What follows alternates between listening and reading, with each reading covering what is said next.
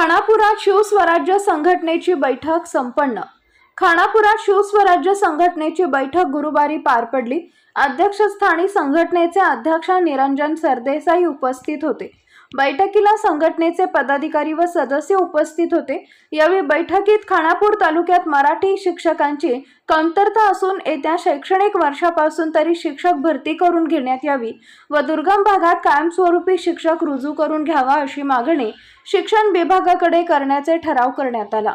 संघटना वाढीसाठी तालुक्यात फिरून लोकांशी संपर्क साधून गावोगावी शाखा उघडण्यावर भर देण्यात येईल। तसेच लालवाडी ते औरोळी रोड व नंदगड ते नागरगळी रोड रिपेरी संदर्भात PWD खात्याला निवेदन देण्याचे ठरवण्यात आले, अशी एकमताने मान्यता देण्यात आली।